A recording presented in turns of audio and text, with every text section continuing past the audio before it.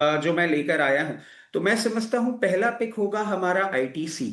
और इस गिरते मार्केट में जिस तरीके से पूरा एक हमने फियास्को देखा था टैक्स को लेके और सारी चीजों को लेके, आईटीसी एक अच्छी तरीके से करेक्ट करके चला गया है।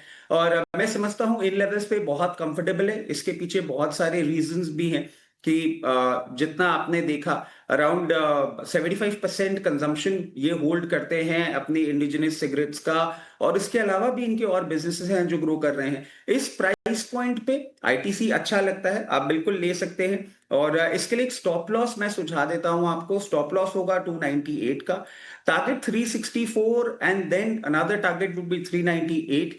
मैं समझ रहा हूं जितना इस पर्टिकुलर सेगमेंट में प्रॉब्लम आनी थी आ चुकी है। बजट में आपको कुछ ऐसा देखने को नहीं मिलना चाहिए, लुकिंग एट द फैक्ट कि बंगाल इलेक्शंस भी आगे हैं। यहाँ पे आपको एक सपोर्ट मिलना चाहिए और आईटीसी एक अच्छा पिक लगता है। आप डेफिनेटली इन्वेस्टमेंट करके चल सकते हैं, मान के चलिए मार्च एंड तक के टाइम के लिए। 364 और अगला टारगेट 398। थोड़ा टाइम होराइजन आपको बड़ा रखना है। लॉन्ग टर्म इन्वेस्टमेंट के लिए ये सलाह है रचित खंडेलवाल की, और आप इस पे नजर रख सकते हैं। साथ में अपने फाइनेंशियल एडवाइजर से निश्चित तौर पे सलाह लें। आप करीब 700 अंकों की बिकवाली मिड कैप इंडेक्स में नजर आ रही है। निफ्टी बैंक निफ्टी में तो बिकवाली का दबाव है ही। बैंक निफ्टी करीब 500 अंक कमजोर नजर आता हुआ। मिड कैप शेयरों में 700 अंकों की कमजोरी देखने को मिल रही है मिड कैप इंडेक्स में, और स्मॉल कैप इंडेक्स का भी यही हाल है।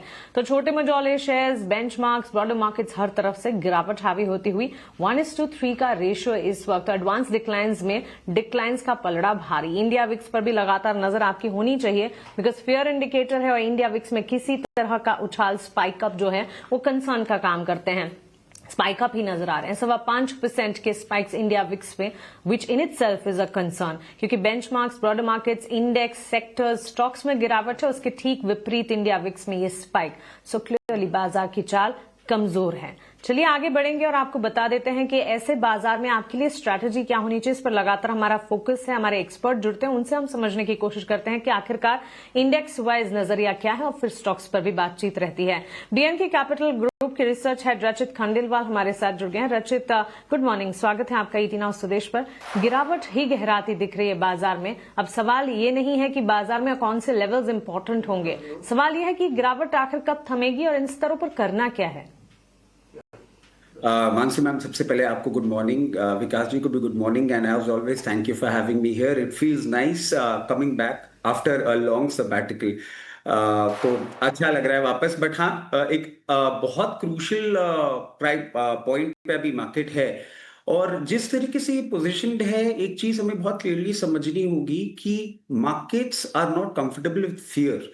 आप देखें कल भी जिस तरीके से एफआईआईज और डीआईएस के फिगर थे कल, आई वाज वेरी सरप्राइज जिस तरीके का फॉल था। आई वाज एक्सपेक्टिंग कि 5 फिगर्स में कहीं ना कहीं एफआईआईज के सेलिंग फिगर आएंगे, जो कि नहीं आए। और कहीं ना कहीं ऐसा लगता है कि मार्जिन फंडिंग जो होती है उसका आपने एक ट्रिगर देखा है। अब ये ट्रिगर आपको और होते हुए दिख सकते हैं।